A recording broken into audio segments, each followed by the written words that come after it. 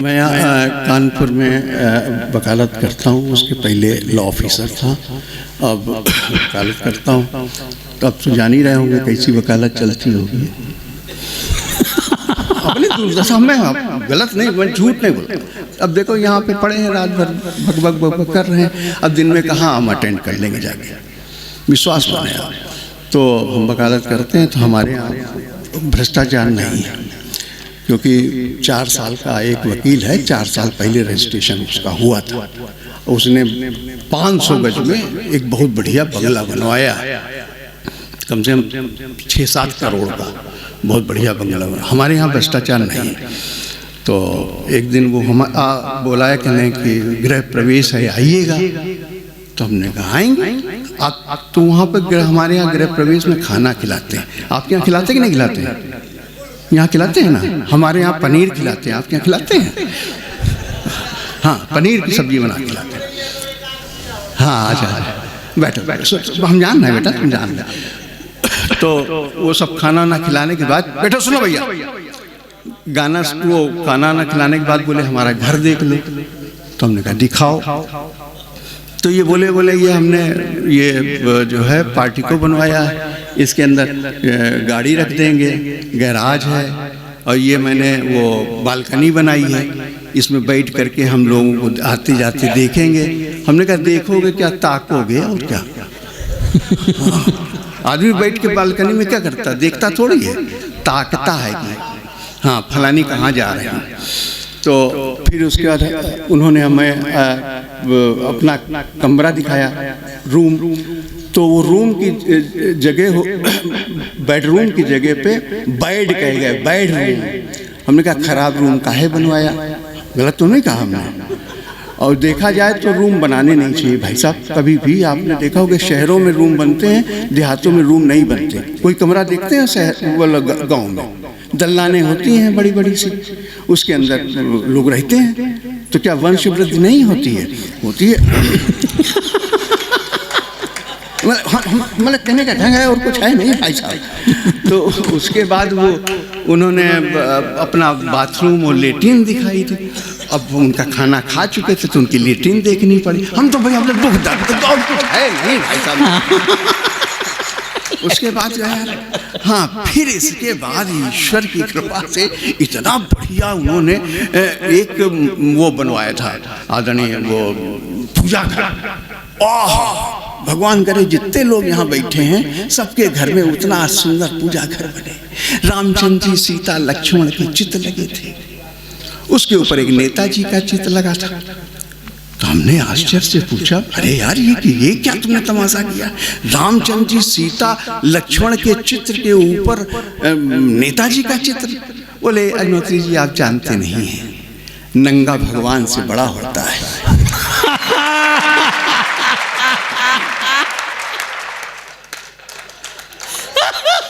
तालियां कमजोर हो, नंगा भगवान से बड़ा होता है। तो हमने पूछा यार, अभी तो आप लोगों से पूछ लें, बड़े बड़े विद्वान बैठे हैं कि नंगा कैसे भगवान से बड़ा होता है, आप नहीं बता पाओ। मैंने रिसर्च किया भाई साहब, शोध। यदि वो शोध आपको सुनाना चाहें तो आप सुनना चाहेंगे तो तालियां बजाएं।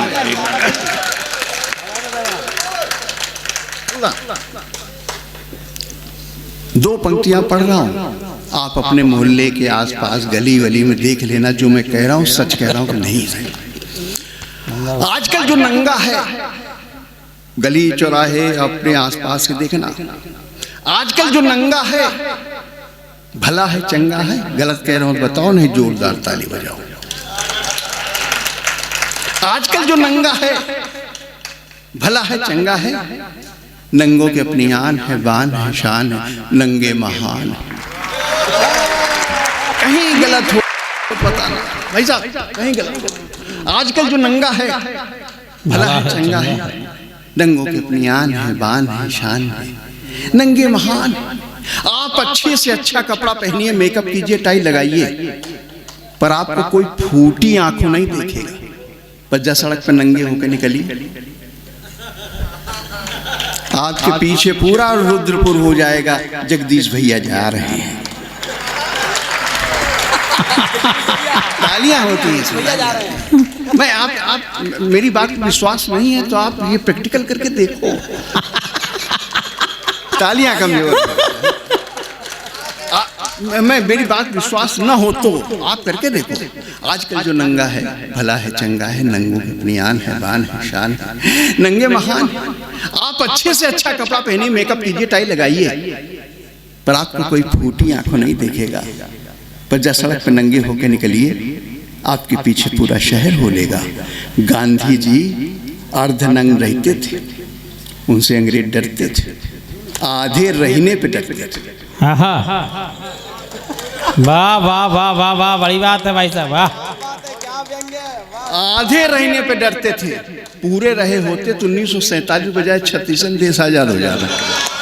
बढ़िया। गांधी जी अर्धनंग रहते थे, उनसे भाई एक बिल्कुल आप एकाग्रता से सुनिएगा, बहुत आनंद आएगा। गांधी जी अर्धनंग रहते थे, उनसे अंग्रेज डरते थे, उनमें शौर्य था, तेज था, उनके साथ पूरा देश था। इससे यह सिद्ध होता है कि नंगों के साथ जनमत होता है। इससे सिद्ध होता है, सिद्ध होता है नंगों के साथ जनमत होता है।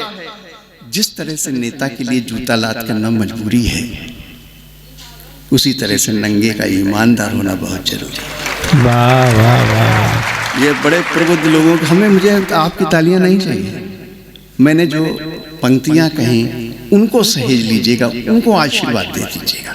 ये 2 पंक्तियां पढ़ रहा हूँ, आपको लगे कि इन पंक्तियों में कुछ मैंने कुछ कहा है तो आपका स्नेह और आशीर्वाद मिले।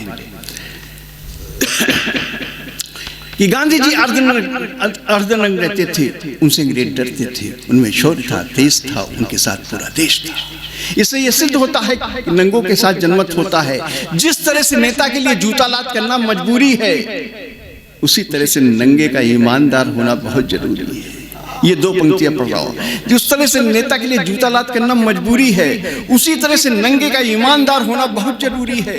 यदि दुर्योधन माँ गांधारी के सामने ईमानदारी के साथ नंगा हो गया होता तो भीम के हाथों नहीं मरा होता। वाह वाह वाह वाह वाह।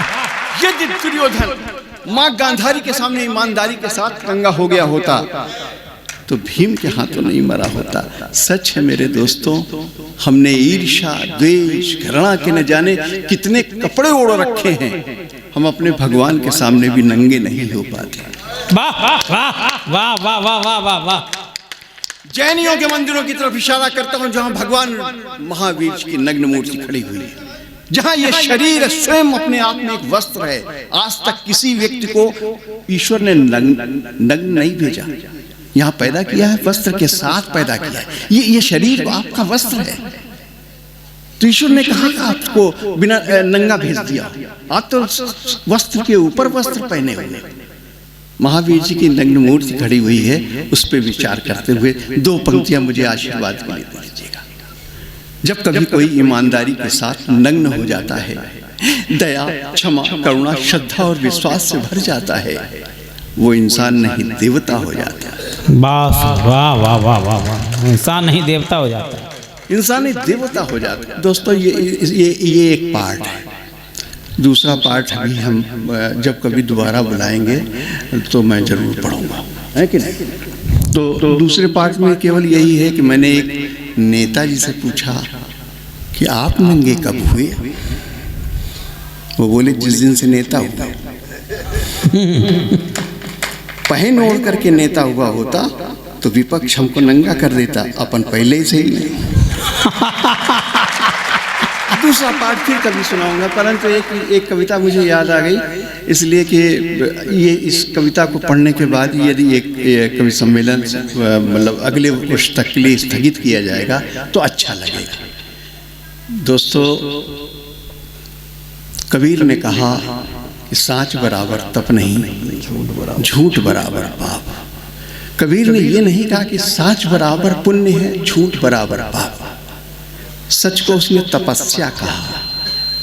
सच बोलना आज तपस्या है, और आज ही नहीं मेरे ख्याल से जब कबीर रहे होंगे तब भी उन्होंने देखा होगा और ये महसूस किया होगा कि सच बोलना यहाँ पर तपस्या है, पुण्य नहीं है।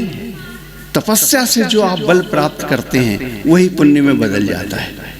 तो सच बोलने का हश्र क्या होगा, मैं भी बोलने की कोशिश करता हूँ, शायद सफल होता हूँ कि नहीं होता हूँ, परंतु मैं जानता हूँ कि यहाँ पे जितने भी लोग बैठे हुए हैं यदि सच बोलते हैं तो उनके साथ क्या बर्ताव होगा, क्या हश्र होगा, वो इस छोटी सी कविता में यदि आप लोग आदेश करें तालियों से तो। स्वागत भाई साहब, स्वागत। इसी समापन कीजिए। उसे मारा गया, उसे मारा गया, पीटा गया, नंगे बदन सड़कों पर घसीटा गया, पर उसने अंधकार को अंधकार ही कहा, सच बोला। उसे मारा गया, पीटा गया, नंगे बदन सड़कों पर घसीटा गया, पर उसने अंधकार को अंधकार ही कहा। तभी किसी ने कहा इसे सूली पर चढ़ा दो, दूसरे ने कहा इसे जहर पिला दो, तीसरे ने कहा इसके गुर्दे खराब करो, चौथे ने कहा इसे गोली मार दो। तभी एक जोरदार आवाज आई, नहीं नहीं भाई, सूली पर चढ़ाओगे, ईसा मसीह बनाओगे, अरे इसे जहर भी मत पिलाना, नहीं तो इसका नाम इतिहास में आ जाएगा, ये सुकरात हो जाएगा और माना कि तुम इसके गुर्दे खराब करोगे, फिर डायलिसिस पे रखोगे। बाबू जयप्रकाश नारायण, मैं पूछता हूं कि सिर्फ 2.5 साल के लिए सब क्यों करोगे, सिर्फ 2.5 साल के लिए सब क्यों करोगे? इन पंक्तियों पे तो आपका आशीर्वाद ले ही लूंगा।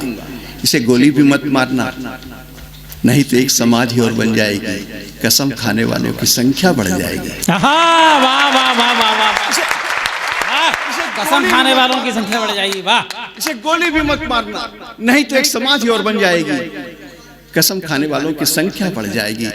और इन पंक्तियों को सही लेना भाई साहब, कहने के ढंग पे जाता, अब बस व्यंग है क्या, आपकी अपनी शैली है, आपका अपना ढंग है कहने का, बस इस पे आप बड़े प्रबुद्ध लोग बचे हुए हैं, इसलिए 2 पंक्तियां निवेदित करता हूं, सुनिएगा।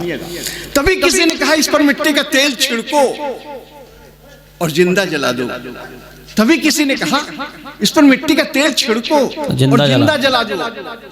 इन पंक्तियों को सुन लीजिएगा भाई साहब और मुझे आशीर्वाद दे दीजिएगा। तभी किसी ने कहा इस पर मिट्टी का तेल छिड़को और जिंदा जला दो, दूसरे ने कहा ये सब करना बेकार है, क्योंकि इस तरह से तो हमारी देश की बहुओं को जलने का अधिकार है। आहा, वाह वाह वाह वाह, क्या क्या कहेंगे वैसे, क्योंकि इस तरह से तो हमारी देश की बहुओं को जलने का अधिकार है। और फिर ये सच बोलता है, सच ओढ़ता है, सच बिछाता है। इन पंक्तियों के साथ मुझे विदा कीजिएगा, तालियों से विदा कीजिएगा। इन पंक्तियों को विदा पहले सुन लीजिए भाई साहब। तभी किसी ने कहा इस पर मिट्टी का तेल छिड़को और जिंदा जला दो, दूसरे ने कहा ये सब करना बेकार है, क्योंकि इस तरह से तो हमारी देश की बहुओं को जलने का अधिकार है। और फिर ये सच बोलता है, सच ओढ़ता है, सच बिछाता है, इसे खुला छोड़ दो, अपने आप समझ जाएगा ये हिंदुस्तान है प्यारे, ये भूखों मर जाएगा। वाह वाह वाह वाह वाह, शानदार काव्य पाठ आदरणीय के अग्निहोत्री जी।